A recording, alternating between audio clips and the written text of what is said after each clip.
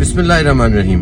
اچھا جی, وہ پاکستانی ہمارے جو پاکستان سے باہر ہیں اور وہ یو ایس اے, یو کے, کینیڈا اور دوسرے ممالک جو ہیں شنجن, ان کا ویزا اپلائی کرنا چاہتے ہیں, لیکن ان کو یہ نہیں پتا کہ ایکچول جو ہے ویزے ہیں ان کی فیسز کیا ہوتی ہیں, کنسلٹنسی فیس کیا ہوتی ہے, اور وہ بیچارے ایجنٹوں سے 20-20 ہزار ریال اور اس قسم کی جس مقامی کرنسی میں 15-15, 20-20 ہزار دینے پہ مجبور ہوتے ہیں. ان کے لیے میں یہ خاص طور پر جو پیغام ہے یا ویڈیو یہ بنا رہا ہوں. دیکھیں, سب سے پہلے اگر آپ بات کریں یو ایس اے کی, آپ نے یو ایس اے کا ویزا اپلائی کرنا ہے اور آپ موجود ہیں پاکستان سے باہر کسی بھی ملک میں, تو یہ بات ذہن میں رکھیں کہ یو ایس اے کی جو فیس ہے وہ میں پاکستانی میں اس لیے بتاتا ہوں کہ پاکستانی کو ذرا سمجھنے میں آسان رہتا ہے. پاکستانی جو ہے وہ اس وقت 55,500 روپے ہے. آپ اس کو ریال میں کنورٹ کرنا ہے, آپ نے دینار میں کرنا ہے, آپ نے مقامی کرنسی میں کرنا ہے, آپ اس کو کر سکتے ہیں. تو پاکستانی جتنے بھی ہیں وہ یہ بات ذہن میں رکھیں کہ امریکہ کی فیس اس سے زیادہ نہیں ہے. اچھا, اس کے بعد آپ آ جائیں کینیڈا کے لیے. جو کینیڈا کی ہے 185 کینیڈین ڈالر, جو پاکستانی اس وقت جو ہے کوئی 35-36 ہزار روپے بنتا ہے, اس سے زیادہ یہ فیس نہیں ہے. آپ دنیا میں کہیں سے بھی اپلائی کریں گے یہی فیس ہوگی. ٹھیک ہے جی. اس کے بعد اگر آپ آ جائیں آسٹریلیا کے لیے, تو آسٹریلیا کا بھی آن لائن ویزا ہوتا ہے, اس کی بھی فیس جو ہے وہ 32-33 ہزار روپیہ فیس ہے پاکستانی, اور اس کے بعد جو ہے اس کی فیس جو ہے وہ بایو میٹرک کی ہوتی ہے, کوئی 8 سے 10 ہزار روپیہ, تو 40 ہزار روپے سے زیادہ اس کی بھی فیس نہیں ہے.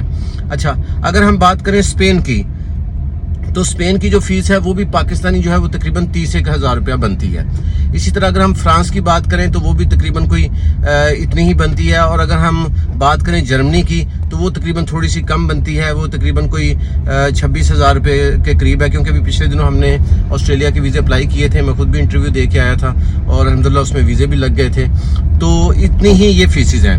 اس کے علاوہ باقی فرانس کی بات کریں یا جتنے بھی نیدرلینڈ کی بات کریں, آسٹریلیا کی بات کریں, تو 30 سے 40 ہزار روپے جو ہے وہ فیس ہے جو ایمبیسی کی ہے. اچھا, اب آپ آ جائیں کنسلٹنسی جو ہے وہ ہمیشہ کنسلٹنٹ کے اوپر ہے, ڈاکٹر کے اوپر ہے, وکیل کے اوپر ہے, وہ کتنا قابل ڈاکٹر ہے, کتنا قابل وکیل ہے. کچھ وکیل جو ہوتے ہیں, لائر جو ہوتے ہیں, ان کی اپنی فیس ہوتی ہے, وہ لاکھوں میں چارج کرتے ہیں, کچھ ہزاروں میں چارج کرتے ہیں. لیکن میں یہ نہیں کہہ سکتے آپ کے جو ہزاروں میں چارج کر رہا ہے کہ وہ بالکل نکما ہے, اور جو لوگ جو لاکھوں میں چارج کر رہا ہے وہ بہت زیادہ قابل ہے.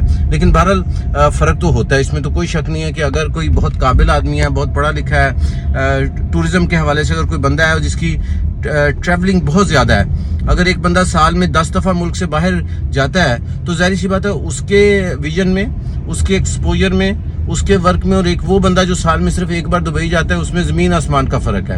میں الحمدللہ کوئی بڑا بول نہیں بولتا, لیکن پچھلے 5 سالوں کی اگر دیکھی جائے تو میں شاید 35 سے زیادہ مرتبہ پاکستان سے باہر مختلف ملکوں میں, یورپ میں, ایشیا میں اور دوسرے ملکوں میں گیا ہوں. اس لیے میں کنسلٹنسی جو کرتا ہوں وہ میں ایک پورے اعتماد کے ساتھ کرتا ہوں, اور اسی طرح ہی کنسلٹنسی کرتا ہوں جس طرح میں اپنی ذات کے لیے کرتا ہوں. ایسا نہیں ہے کہ کسٹمرز کے لیے کوئی اور کرائٹیریا رکھا ہوا ہے اور اپنے لیے کوئی اور کرائٹیریا رکھا ہوا ہے. اچھا, کنسلٹنسی فیس جو ہے وہ اس پہ میں دوبارہ آپ کو بتا دوں, اگر یو ایس اے کی کنسلٹنسی ہے تو وہ میکسیمم 50 ہزار روپے تک ہوگی.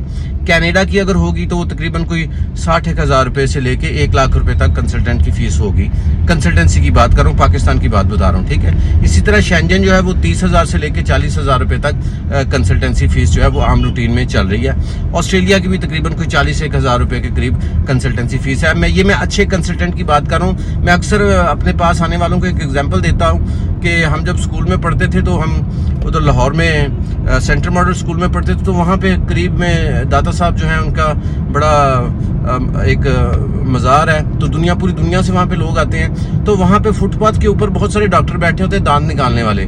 اگر آج بھی آپ وہاں پہ جائیں تو وہ 50 روپے میں آپ کو دانت نکال دیتا ہے. لیکن اگر آپ وہی دانت آپ ایک کسی اچھے ڈاکٹر سے نکلوائیں گے تو ظاہر سی بات ہے وہ پہلے ایکس رے کرے گا, پہلے چیک کرے گا, پھر دیکھے گا کہ اس کو میڈیسن کی ضرورت ہے یا نہیں ہے.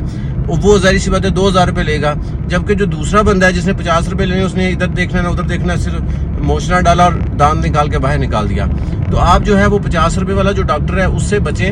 جو بھی اچھا کنسلٹنٹ ہے, میں کبھی یہ نہیں کہتا کہ میرے پاس ہے, میں کہتا ہوں آپ جس سے بھی آپ نے کنسلٹنسی لینی ہے اس کے پاس آپ خدا کے لیے جائیں, اس سے بیٹھیں, اپنا کیس ڈسکس کریں, 1 بار جائیں, 2 بار جائیں. اگر وہ آپ کو ٹائم دے رہا ہے اور کہہ رہا ہے جناب آئیں موسٹ ویلکم, تو پھر تو ٹھیک ہے.